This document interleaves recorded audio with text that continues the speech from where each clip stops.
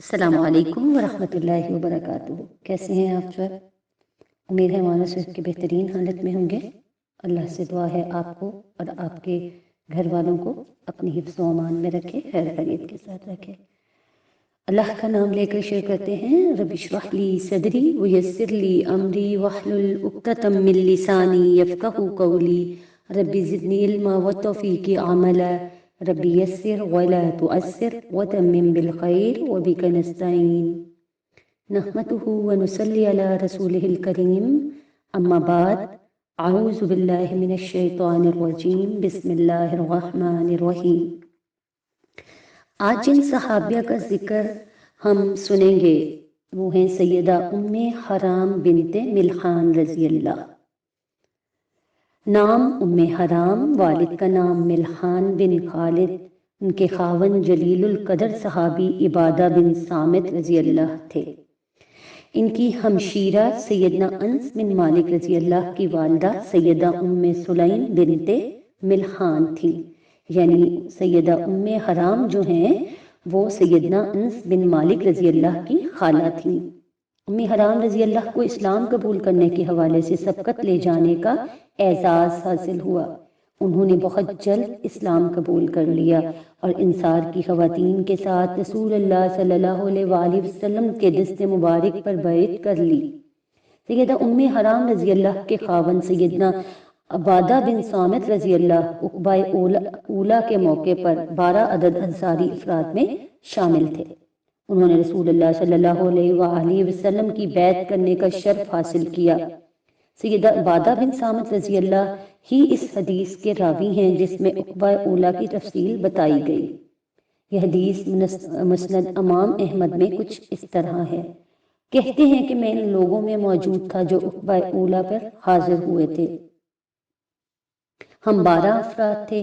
ہم نے انہی شرائط پر رسول اللہ صلی اللہ علیہ وآلہ وسلم کی بیعت کی جن شرائط پر عورتوں نے آپ صلی اللہ علیہ وآلہ وسلم کی بیعت کی تھی۔ یہ واقعہ جنگ فرض ہونے سے پہلے کا ہے۔ بیعت کی شرائط یہ تھیں کہ ہم نمبر 1 کسی چیز کو اللہ کا شریک نہیں بنائیں گے، نمبر 2 چوری نہیں کریں گے، نمبر 3 زنا کا ارتکاب نہیں کریں گے، نمبر 4 اپنی اولاد کو قتل نہیں کریں گے، نمبر 5 بہتان تراشی نہیں کریں گے، نمبر 6 ہم رسول اللہ صلی اللہ علیہ وآلہ وسلم کی نافرمانی نہیں کریں گے۔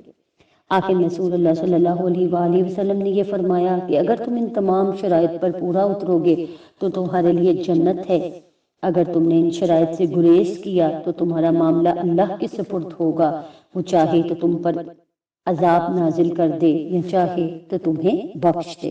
یہ مسند احمد، صحیح بخاری کتاب مناقب الانصار کی حدیث ہے 3892 3893۔ سیدنا عبادہ بن صامت رضی اللہ کو عقبہ ثانیہ میں حاضر ہونے کا اس وقت اعزاز حاصل ہوا جب رسول اللہ صلی اللہ علیہ وآلہ وسلم کے سفیر سیدنا مصعب بن عمیر رضی اللہ انصار کے ایمان لانے والے 70 مردوں اور 2 عورتوں کو لے کر رسول اللہ صلی اللہ علیہ وآلہ وسلم سے ملاقات کرانے کے لیے ایام تشریق کے دنوں میں عقبہ میں گئے۔ جب رات کی تاریکی چھا گئی تو انصار کا وفد رسول اللہ صلی اللہ علیہ وآلہ وسلم کی تشریف آوری کا انتظار کرنے لگا۔ جب رسول اللہ صلی اللہ علیہ وآلہ وسلم تشریف لائے تو آپ کے ساتھ آپ کے چچا سیدنا عباس بن عبد المطلب بھی تھے تاکہ وہ انصار سے اپنے بھتیجے کی مدد اور تائید کا پختہ وعدہ لے سکیں۔ جب آپ صلی اللہ علیہ وآلہ وسلم مکہ چھوڑ کے ان کے پاس مدینہ منورہ میں قیام پذیر ہوں تو وہ سب لوگ آپ کی ہر طرح سے مدد کریں۔ رسول اللہ صلی اللہ علیہ وآلہ وسلم نے مدینہ منورہ سے آنے والے افراد سے مطالبہ کیا کہ وہ اپنے 12 نمائندے نامزد کر لیں جو میرے ساتھ معاہدہ کریں اور تمام معاملات کو طے کر لیں۔ انہوں نے 3 قبیلہ اوس سے اور 9 قبیلہ خزرج سے اپنے نمائندے منتخب کیے۔ ان نمائندوں میں سیدنا عبادہ بن صامت رضی اللہ بھی شامل تھے۔ انصاری اپنے نمائندوں کے ہمراہ رسول اللہ صلی اللہ علیہ وآلہ وسلم کے ساتھ ملاقات کے بعد مدینہ منورہ راضی و خوشی واپس پہنچ گئے۔ انہوں نے رسول اللہ صلی اللہ علیہ وآلہ وسلم سے نہایت عمدہ اور میٹھی باتیں سنی۔ اور اپنی قوم کو یہ خوشخبری سنائی کہ ان قریب ہی رسول اللہ صلی اللہ علیہ وآلہ وسلم اللہ سبحانہ تعالیٰ سے اجازت ملنے پر ہجرت کر کر مدینہ منورہ پہنچ جائیں گے۔ سیدہ ام حرام رضی اللہ کی سعادت کے کیا کہنے، ان کی خوشی کی کوئی انتہا نہ رہی جب انہوں نے اپنے خاوند سیدنا عبادہ بن صامت رضی اللہ کا استقبال کیا جو 12 نمائندوں میں شامل تھے۔ سیدہ ام حرام رضی اللہ نے بڑے اشتیاق سے اپنے خاوند کی باتیں سنی، رسول اللہ صلی اللہ علیہ وآلہ وسلم سے مشتاقانہ ملاقات کا حال معلوم کیا اور بیعت عقبہ ثانیہ کی روداد معلوم کی، نمائندوں کے انتخاب کے بارے میں تفصیلی معلومات حاصل کی اور اس ذمہ داری کے بارے میں تفصیلات معلوم کی جو انصار مدینہ نے دین اسلام کی نشر و اشاعت کے حوالے سے نبھانے کا رسول اللہ صلی اللہ علیہ وآلہ وسلم کے ساتھ معاہدہ کیا تھا۔ اور جب نبی کریم صلی اللہ علیہ وآلہ وسلم مدینہ تشریف لے آئے تو سب مدینہ والوں کے ساتھ ساتھ جو ام حرام تھیں وہ بھی بہت زیادہ خوش ہوئیں اور بہت پرتپاک طریقے سے نبی کریم صلی اللہ علیہ وآلہ وسلم کا استقبال کیا۔ مومن خاندان سیدنا عبادہ بن صامت رضی اللہ بڑے بہادر شخسوار تھے، رسول اللہ صلی اللہ علیہ وآلہ وسلم کے ہمراہ غزوہ بدر میں شریک ہوئے، بڑے ہی عمدہ انداز میں شجاعت کا مظاہرہ کیا۔ غزوہ بدر میں انہوں نے کفر کے سرداروں کو موت کے گھاٹ اتار دیا۔ سیدنا عبادہ بن صامت رضی اللہ نے غزوہ احد میں بھی شریک ہونے کی سعادت حاصل کی اور ان لوگوں کا ڈٹ کر ساتھ دیا جو رسول اللہ صلی اللہ علیہ وآلہ وسلم کی ڈھال بن کر کھڑے ہو گئے تھے تاکہ مشرکین کی جانب سے آپ کو کوئی غزن نہ پہنچے۔ غزوہ احد میں درے میں متعین تیر اندازوں کی نبی کریم صلی اللہ علیہ وآلہ وسلم کے حکم کی خلاف ورزی کرنے کی وجہ سے مسلمانوں کو جو مشکلات و مصائب کا سامنا کرنا پڑا، یہ سیدنا عبادہ بن صامت رضی اللہ کو بہت ہی ناگوار گزرا۔ رسول اللہ صلی اللہ علیہ وسلم نے تیر اندازوں کو یہ حکم دیا تھا کہ جنگ کے حالات کچھ بھی ہوں، فتح ہو یا شکست ہو، تم نے اس درے کو کسی صورت میں خالی نہیں چھوڑنا۔ وہ اس آزمائش میں پورے نہ اترے، اپنے قائد کی حکم عدولی کی وجہ سے دشمن کو ان پہ چڑھائی کا موقع مل گیا اور مسلمانوں کو ناقابل تلافی نقصان سے دوچار ہونا پڑا۔ سیدنا عبادہ بن صامت رضی اللہ کو یہ سعادت حاصل تھی کہ رسول اللہ صلی اللہ علیہ وآلہ وسلم کے ہمراہ جہاد کے لیے روانہ ہوتے، اور جب رسول اللہ صلی اللہ علیہ وآلہ وسلم جہاد پر نہ جاتے تو سیدنا عبادہ بن صامت رضی اللہ ان کی مجلس میں حاضر ہوتے تاکہ آپ صلی اللہ علیہ وآلہ وسلم کے چشمہ علم سے سیراب ہو سکیں۔ سیدہ ام حرام رضی اللہ اور ان کے خاوند سیدنا عبادہ بن صامت رضی اللہ دونوں کو اس بات کا علم تھا کہ علم حاصل کرنا ہر مسلمان مرد اور عورت پر فرض ہے۔ دونوں کتاب الہی اور حدیث مصطفیٰ کے سرچشموں سے سیراب ہونے لگے اور وہ علم حاصل کرتے ہوئے اس مقام کو پہنچے کہ احادیث نبویہ کو روایت کرنے کا شرف حاصل ہوا۔ سیدہ ام حرام رضی اللہ نے نبی کریم صلی اللہ علیہ وآلہ وسلم سے 5 احادیث روایت کرنے کا شرف حاصل کیا۔ ان سے ان کے خاوند سیدنا عبادہ رضی اللہ نے، ان کی ہمشیرہ کے بیٹے سیدنا انس بن مالک رضی اللہ اور عطا بن یسار رحم اللہ وغیرہ نے احادیث روایت کرنے کی سعادت حاصل کی۔ سیدہ ام حرام بنت ملحان رضی اللہ سے بیان کردہ احادیث میں سے ایک حدیث پر امام بخاری اور امام مسلم کا اتفاق ہے۔ سیدہ ام حرام بنت ملحان رضی اللہ بڑی روزہ دار، عبادت گزار، کثرت کے ساتھ قرآن مجید کی تلاوت کرنے والی اور ذکر الہی میں مصروف رہنے والی خاتون تھی۔ علامہ ابن عبد البر رحم اللہ لکھتے ہیں کہ سیدہ ام حرام بنت ملحان اور ان کی ہمشیرہ ام سلیم بنت ملحان رضی اللہ دونوں رسول اللہ صلی اللہ علیہ وآلہ وسلم کی رضائی خالہ تھیں۔ دوسرے مورخین کا خیال یہ ہے کہ دونوں رسول اللہ صلی اللہ علیہ وآلہ وسلم کے باپ یا دادا کی جانب سے رشتے میں آپ صلی اللہ علیہ وآلہ وسلم کی خالہ لگتی تھی، اس لیے کہ رسول اللہ صلی اللہ علیہ وآلہ وسلم کے دادا عبد المطلب کی والدہ بنو نجار میں سے تھیں۔ اسی رشتے کی بنا پر رسول اللہ صلی اللہ علیہ وآلہ وسلم ان دونوں کے گھر تشریف لے جایا کرتے تھے اور کبھی کبھار وہاں کلولا کر لیا کرتے تھے۔ نبی کریم صلی اللہ علیہ وآلہ وسلم کی ان کے حق میں بشارت۔ صحیح بخاری میں اسحاق بن عبداللہ ابو طلحہ سے روایت ہے کہ انہوں نے سیدنا انس بن مالک رضی اللہ سے سنا، وہ فرماتے ہیں کہ رسول اللہ صلی اللہ علیہ وآلہ وسلم سیدہ ام حرام رضی اللہ کے ہاں تشریف لے جاتے ایک دن رسول اللہ صلی اللہ علیہ وآلہ وسلم ان کے ہاں تشریف لے گئے۔ انہوں نے آپ صلی اللہ علیہ وآلہ وسلم کی خدمت میں کھانا پیش کیا اور آپ صلی اللہ علیہ وآلہ وسلم کے سر میں کنگھی کی، کیونکہ وہ رشتے میں آپ صلی اللہ علیہ وآلہ وسلم کی خالہ لگتی تھی۔ رسول اللہ صلی اللہ علیہ وآلہ وسلم وہاں سو گئے۔ جب بیدار ہوئے تو آپ صلی اللہ علیہ وآلہ وسلم مسکرا رہے تھے۔ سیدہ ام حرام رضی اللہ نے دریافت کیا، اے اللہ کے رسول، آپ صلی اللہ علیہ وآلہ وسلم کے مسکرانے کی کیا وجہ ہے؟ رسول اللہ صلی اللہ علیہ وآلہ وسلم نے فرمایا، میں نے خواب میں دیکھا کہ میری امت کے کچھ لوگ میرے سامنے اس طرح پیش کیے گئے کہ وہ اللہ کے رستے میں غزوہ کرنے کے لیے دریا کے بیچ میں سوار اس طرح جا رہے ہیں جس طرح بادشاہ تخت پر ہوتے ہیں، یا جیسے بادشاہ تخت رواں پر ہوتے ہیں۔ سیدہ ام حرام رضی اللہ کہتی ہیں کہ میں نے عرض کیا، یا رسول اللہ، اللہ تعالیٰ کی بارگاہ میں دعا کیجئے کہ وہ مجھے ان میں سے کر دے۔ رسول اللہ صلی اللہ علیہ وآلہ وسلم نے ان کے حق میں دعا کی۔ پھر رسول اللہ صلی اللہ علیہ وآلہ وسلم نے تکیے پر سر رکھا اور سو گئے۔ پھر جب بیدار ہوئے تو مسکرانے لگے۔ سیدہ ام حرام رضی اللہ کہتی ہیں، میں نے پوچھا، اے اللہ کے رسول، اب آپ صلی اللہ علیہ وآلہ وسلم کیوں مسکرا رہے ہیں؟ رسول اللہ صلی اللہ علیہ وآلہ وسلم نے فرمایا، میں نے خواب میں دیکھا کہ میری امت کے کچھ لوگ میرے سامنے لائے گئے، وہ اللہ کی راہ میں جنگ کرنے کے لیے جا رہے ہیں۔ پہلے کی طرح آپ نے دوبارہ فرمایا۔ سیدہ ام حرام رضی اللہ کہتی ہیں، میں نے عرض کیا، اے اللہ کے رسول صلی اللہ علیہ وآلہ وسلم، اللہ تعالیٰ کی بارگاہ میں دعا کیجئے وہ مجھے ان لوگوں میں سے کر دے۔ رسول اللہ صلی اللہ علیہ وآلہ وسلم نے فرمایا، تو پہلے لوگوں میں شامل ہوگی۔ سیدہ ام حرام رضی اللہ امیر معاویہ بن ابی سفیان رضی اللہ کے دور حکومت میں سمندری جہاز میں سوار ہوئیں۔ یہ جہاز مجاہدین کو لے کر قبرص کے جزیرے میں لنگر انداز ہوا۔ جب مجاہدین جہاز سے اترے تو سیدہ ام حرام بنت ملحان رضی اللہ بھی جہاز سے اتر کر گھوڑے پر سوار ہوئیں، لیکن اللہ کا کرنا یہ ہوا کہ وہ گھوڑے سے نیچے گری اور گرتے ہی جاں بحق ہو گئیں۔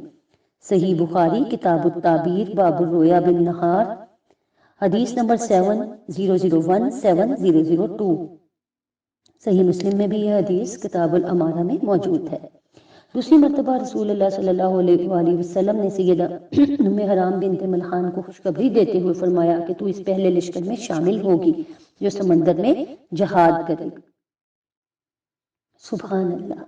امام بخاری رحمہ اللہ نے اپنی کتاب صحیح بخاری میں خالد بن معدان سے روایت نقل کی کہ عمیر بن اسود العتیسی نے اسے بیان کیا کہ وہ عبادہ بن صامت رضی اللہ کے پاس گیا۔ انہوں نے حمص علاقے کے میدان میں پڑاؤ کیا ہوا تھا۔ وہ ایک مکان میں تھے جو خاص طور پر ان کے لیے بنایا گیا تھا۔ ان کی بیوی سیدہ ام حرام رضی اللہ بھی ان کے ساتھ تھی۔ عمیر کہتے ہیں، ہمیں سیدہ ام حرام رضی اللہ نے بتایا کہ انہوں نے نبی کریم صلی اللہ علیہ وآلہ وسلم سے سنا ہے کہ آپ صلی اللہ علیہ وآلہ وسلم نے فرمایا ہے، میری امت کا پہلا لشکر جو سمندر میں جہاد کرے گا ان پر جنت واجب ہو گئی۔ سیدہ ام حرام رضی اللہ نے عرض کیا، اللہ کے رسول، کیا میں اس لشکر میں شامل ہوں؟ تو آپ نے صلی اللہ علیہ وآلہ وسلم نے فرمایا، ہاں تو اس میں شامل ہوگی۔ پھر نبی کریم صلی اللہ علیہ وآلہ وسلم نے فرمایا، میری امت کا پہلا لشکر جو کیسر شہر یعنی استنبول میں جنگ لڑے گا اس میں سب لوگ بخش دیے جائیں گے۔ سیدہ ام حرام رضی اللہ کہتی ہیں، میں نے عرض کیا، اے اللہ کے رسول، کیا میں ان مجاہدین میں شامل ہوں گی؟ تو آپ صلی اللہ علیہ وآلہ وسلم نے فرمایا، نہیں۔ رسول اللہ صلی اللہ علیہ وآلہ وسلم سیدہ ام حرام کو خاص طور پر اہمیت دیا کرتے تھے۔ سیدہ ام حرام رضی اللہ کے گھر کو یہ برکت بھی میسر آئی کہ رسول اللہ صلی اللہ علیہ وآلہ وسلم نے ان کے گھر میں نماز ادا کی۔ حماد بن ثابت سے اور انہوں نے انس بن مالک رضی اللہ سے روایت کیا کہ وہ کہتے ہیں کہ رسول اللہ صلی اللہ علیہ وآلہ وسلم نے سیدہ ام حرام بنت ملحان رضی اللہ کے گھر چٹائی پر نماز ادا کی۔ مسند احمد کی 184 نمبر حدیث۔ یہ بھی ذکر کیا گیا کہ رسول اللہ صلی اللہ علیہ وآلہ وسلم نے سیدہ ام حرام رضی اللہ کے گھر ایسے وقت میں بھی نماز ادا کی جو فرض نماز کا وقت نہ تھا۔ اس سے سیدہ ام حرام رضی اللہ کی عزت و اکرام ثابت ہوتی ہے۔ حماد بن سلمہ نے ثابت سے اور انہوں نے انس بن مالک سے روایت کیا، وہ فرماتے ہیں کہ میں نے نبی کریم صلی اللہ علیہ وآلہ وسلم کے ساتھ سیدہ ام حرام رضی اللہ کے گھر میں نماز پڑھی۔ رسول اللہ صلی اللہ علیہ وآلہ وسلم نے مجھے اپنی دائیں طرف کھڑا کر لیا اور سیدہ ام حرام رضی اللہ ہمارے پیچھے تھی۔ اسلامی معاشرے کے ساتھ ان کا طرز عمل۔ سیدہ ام حرام رضی اللہ اور ان کے خاوند سیدنا عبادہ بن صامت کو سب سے زیادہ صدمہ اس دن پہنچا جب رسول اللہ صلی اللہ علیہ وآلہ وسلم دنیا فانی سے کوچ کر کے اپنے خالق حقیقی سے جا ملے۔ لیکن یہ اللہ کی مشیت ہے جسے تمام مسلمانوں کے لیے تسلیم کرنے کے سوا کوئی چارہ نہیں۔ موت ایک ایسا جام ہے جس کے بارے میں اللہ تعالیٰ نے یہ فیصلہ کیا ہے کہ اس کے تمام بندے یہ جام لازماً پئیں گے، اس سے کوئی مستثنا نہیں۔ سیدہ ام حرام رضی اللہ اور ان کا خاوند سیدنا عبادہ بن صامت رضی اللہ دونوں میاں بیوی اس بات کو خوب جانتے تھے کہ اللہ تعالیٰ کے ہاں اپنے رسول مقبول صلی اللہ علیہ وآلہ وسلم کے لیے دنیا کی نسبت بہت بہتر ساز و سامان ہے، لیکن ان دونوں کو غم اس بات کا تھا کہ اب رسول اللہ صلی اللہ علیہ وآلہ وسلم کی زیارت نہیں ہو سکے گی۔ اب رسول اللہ صلی اللہ علیہ وآلہ وسلم کی زیارت کی خیر و برکت سے دونوں محروم رہ جائیں گے اور رسول اللہ صلی اللہ علیہ وآلہ وسلم کی میٹھی باتیں بھی ان دونوں کے کانوں میں رس نہیں گھولیں گی۔ اللہ اکبر۔ دونوں میاں بیوی نے سیدنا ابو بکر رضی اللہ کے ہاتھ پر بیعت کی اور اس بات کو محسوس کیا کہ سیدنا ابو بکر رضی اللہ کا طرز معاشرت رسول اللہ صلی اللہ علیہ وآلہ وسلم سے ملتا جلتا ہے۔ ان کی سیرت نبی کریم صلی اللہ علیہ وآلہ وسلم کی سیرت سے سرمو بھی مختلف نہیں۔ جب مرتدین نے سیدنا ابو بکر رضی اللہ کے خلاف بغاوت کر دی تو سیدنا ابو بکر رضی اللہ نے ان کے خلاف لشکر کشی کی۔ انہوں نے ان کی یورش کو ختم کر دیا اور ان کی تحریک کو جڑ سے اکھاڑ کر رکھ دیا اور ان کا نام و نشان تک باقی نہ رہنے دیا۔ دونوں میاں بیوی نے اس بات کو خوب اچھی طرح محسوس کیا کہ سیدنا ابو بکر صدیق نے اللہ تعالیٰ اور اس کے رسول مقبول صلی اللہ علیہ وآلہ وسلم کے ساتھ پوری وفاداری کا ثبوت دیا ہے۔ یہ دیکھ کر ان دونوں کی آنکھیں ٹھنڈی ہو گئی، دلوں میں خوشی کی لہر دوڑ گئی۔ اللہ اکبر۔ سیدنا ابو بکر صدیق رضی اللہ نے سیدنا عمر بن خطاب رضی اللہ کو اپنے بعد مسند خلافت پر فروکش ہونے کے لیے نامزد کیا۔ ان کے دور خلافت میں بڑے پیمانے پر اسلامی فتوحات ہوئیں۔ اس دور میں لا الہ الا اللہ محمد رسول اللہ کلمہ طیبہ کا اثر و رسوخ چہار دنگ عالم میں پھیل گیا۔ کیسر و کسریٰ کے تخت زوال پذیر ہوئے۔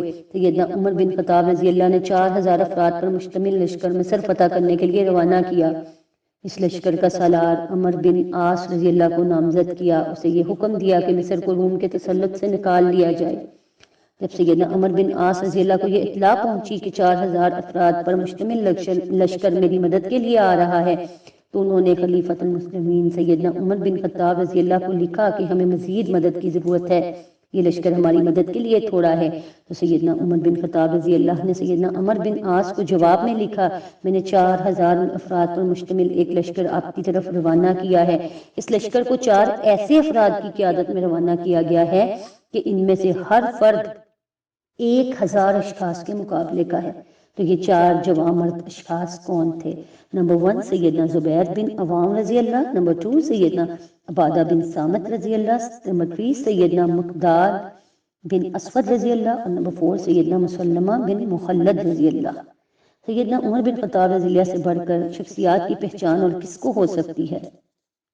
لشکر اسلام نے مصر کو فتح کیا، مصر اسلام کا گہوارہ بنا اور اسلامی سلطنت کے تاج کا موتی قرار پایا۔ بشارت کا سچ ثابت ہونا۔ سیدنا معاویہ بن ابی سفیان رضی اللہ نے امیر المومنین سیدنا عمر بن خطاب رضی اللہ سے بحری فوج تشکیل دینے کی اجازت طلب کی، کیونکہ مسلمانوں کے پاس بحری بیڑا نہیں تھا، لیکن سیدنا عمر رضی اللہ نے اس کی اجازت نہ دی۔ جب سیدنا عثمان بن عفان رضی اللہ مسند خلافت پر جلوہ افروز ہوئے تو امیر معاویہ بن ابی سفیان رضی اللہ نے ان سے بحری فوج تشکیل دینے کی اجازت طلب کی، تو انہوں نے اس شرط پر اجازت دی کہ کسی کو بحری فوج میں بھرتی کرنے کے لیے مجبور نہ کیا جائے، جو اپنی مرضی سے شامل ہونا چاہے اسے اجازت ہے، اور سمندری جنگی سفر کے لیے روانگی بھی اختیاری ہو، لازمی نہ ہو، کسی کو بحری فوج میں بھرتی ہونے کے لیے مجبور نہ کیا جائے۔ سیدنا معاویہ بن ابی سفیان رضی اللہ نے جزیرہ قبرص فتح کرنے کے لیے ایک بحری بیڑا تیار کیا اور کشتیوں میں بہادر اہل ایمان کو سوار کیا۔ ایک لشکر کے قائد سیدنا عبادہ بن صامت رضی اللہ تھے اور اس کے ساتھ اس جنگی سفر میں ان کی بیوی سیدہ ام حرام رضی اللہ بھی تھیں۔ سیدہ ام حرام رضی اللہ کے ذہن میں رسول اللہ صلی اللہ علیہ وآلہ وسلم کی مجالس یاد آنے لگیں۔ انہیں یاد آیا کہ اب وہ خواب پورا ہونے والا ہے جس کی رسول اللہ صلی اللہ علیہ وآلہ وسلم نے انہیں خبر دی تھی کہ تم اس بحری فوج کے دستے میں شامل ہوگی جو بادشاہوں کی طرح تخت پر براجمان ہوں گے۔ وہ سوچ رہی تھی کہ کیا اب وہ وقت آ گیا ہے کہ بحری بیڑا جزیرہ قبرص کے ساحل پر لنگر انداز ہوا۔ شہسوار بیڑے سے نیچے اترے۔ سیدہ ام حرام رضی اللہ کی دیگر خواتین کے ساتھ بیڑے سے نیچے اتری۔ انہوں نے سب کو رسول اللہ صلی اللہ علیہ وآلہ وسلم کے خواب کے بارے میں آگاہ کیا۔ جب سیدہ ام حرام رضی اللہ پیدل چلتے ہوئے تھکاوٹ محسوس کرنے لگیں تو ان کی خدمت میں خچر پیش کی گئی۔ اس خچر کو ایک چٹان کے پاس کھڑا کیا گیا تاکہ اس کے ذریعے سے سیدہ ام حرام رضی اللہ آسانی سے سواری پر سوار ہو سکیں۔ سیدہ ام حرام رضی اللہ خچر سے زمین پر گر پڑی جس سے ان کی گردن ٹوٹ گئی۔ جب سیدنا عبادہ بن صامت رضی اللہ ان کے پاس پہنچے تو ان کی زبان پر رسول اللہ صلی اللہ علیہ وآلہ وسلم کا یہ فرمان تھا کہ انتی من الاولین، تو پہلے لشکر کے ساتھ ہوگی۔ اللہ اکبر۔ اللہ سبحانہ تعالیٰ کا یہ فرمان بھی سچ ثابت ہوا کہ قیامت کا علم اللہ کے پاس ہے۔ وہی بارش برساتا ہے، وہی جانتا ہے کہ ماؤں کے پیٹوں میں کیا پرورش پا رہا ہے۔ کوئی متنفس نہیں جانتا کہ کل وہ کیا کمائی کرنے لگا ہے، نہ کسی شخص کو یہ خبر ہے کہ کس سرزمین میں اس کو موت آنی ہے۔ اللہ ہی سب کچھ جاننے والا اور باخبر ہے۔ سیدہ ام حرام رضی اللہ نے مدینہ منورہ سے قبرص تک پہنچنے میں کتنی کٹن مسافت طے کی تاکہ وہاں پہنچ کر سفر آخرت پر روانہ ہو جائیں اور اپنی جان خالق حقیقی کی سپرد کر دیں۔ اللہ اکبر۔ ہشام بن غاز کہتے ہیں کہ سیدہ ام حرام بنت ملحان کی قبر جزیرہ قبرص میں ہے۔ لوگ یہ کہتے ہیں کہ یہ ایک نیک خاتون کی قبر ہے۔ اللہ تعالیٰ سیدہ ام حرام رضی اللہ پر رحم فرمائے جنہیں بحری جنگ میں جام شہادت نوش کرنے کی سعادت حاصل ہوئی۔ اللہ تعالیٰ ان پر اپنی رحمت کی برکھا برسائے، انہیں جنت میں جگہ عطا کرے اور اپنی خوشنودی سے نوازے، آمین یا رب العالمین۔ سبحانک اللہم و بحمدک، نشہد ان لا الہ الا انت، نستغفرک و نتوب الیک۔ السلام علیکم ورحمۃ اللہ وبرکاتہ۔